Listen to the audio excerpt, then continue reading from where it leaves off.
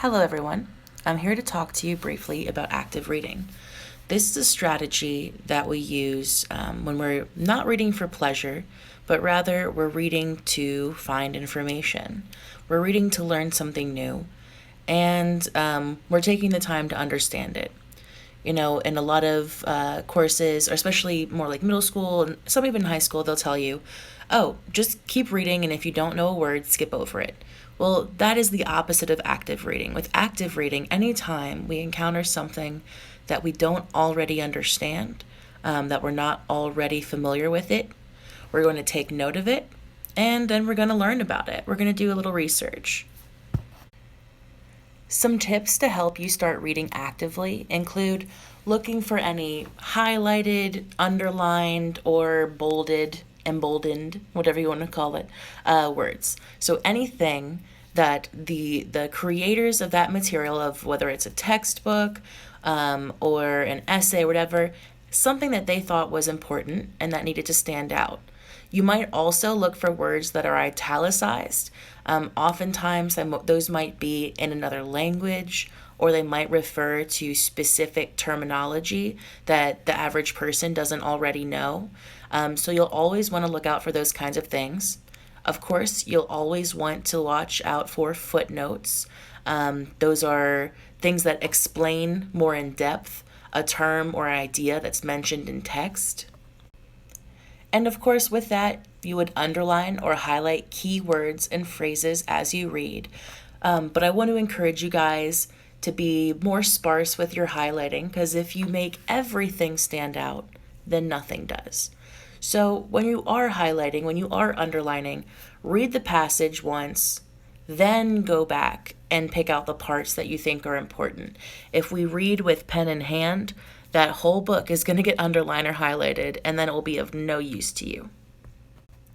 I also want to let you guys know, if you don't already, that even if you're using an ebook, those most times have some sort of tool that will allow you to annotate, to write notes on, or highlight a passage. Now, the biggest thing with this active reading annotation process is to read critically. That means ask questions of the text. You're interacting, almost like a conversation. I don't expect you to like everything you read or agree with it, and that's fine. I want you guys to start coming up with your own ideas, understanding why you have them, and then being able to go through and pick out support for those ideas. So you'll ask yourself questions like, who wrote this? When was it written? Who was it written for? AKA, who is the intended audience? Does this content link with other material that we've already studied in this class, or maybe something that you yourself already have knowledge of? Why do you think this essay or story or whatever it is was written? What's the point? And it doesn't necessarily matter if you're right or wrong, as long as you're getting in that habit of identifying your thoughts, explaining them, and supporting them. To practice reading actively, try reading for about half an hour. Put whatever it was you read away, and then jot down notes of whatever you can still remember. This should be a way of helping you gauge, how well do I really remember this stuff when I just go through it once? Then go back and read through it again and fill in whatever gaps existed in your memory.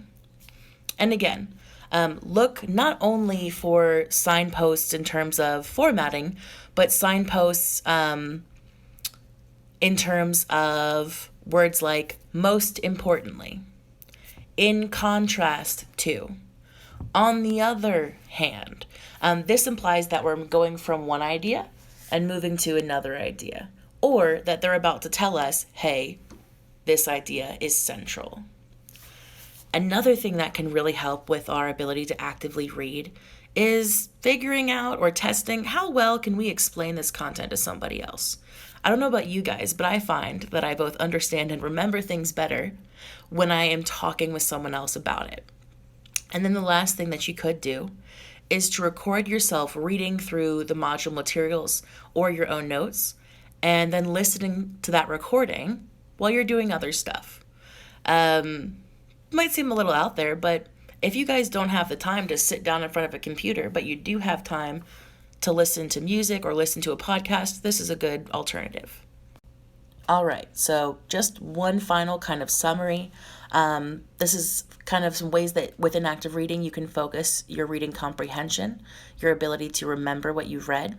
So much of what we've already gone over is contained within a well-known technique for actively reading. And again, reading comprehension is meant to help us hold on to that content. And it's good for revision as well as reading through something the first time. So the first time you read through something, skim through the text quickly to get an overall idea of what it's about. Then ask yourself some questions. If you're reading this for a particular purpose, ask yourself how whatever you're reading helps. Does it help answer some question that you're after, like who, what, where, when, and how? Read the text out loud if you're having trouble, or even if you're not. Honestly, it's a lot more helpful at making sure that we slow down and get all that information. Then remember to test your memory like we mentioned earlier, but don't stress out if you can't remember too much. This is a process. We're going to build it up. And then review your notes. So not only should you be taking notes, at the very least on your own page, but again, I do strongly recommend that if you can bring yourself to write in a book, practice annotation. So as you're reading, you're just writing down any thoughts, questions, or ideas that are popping up as you go.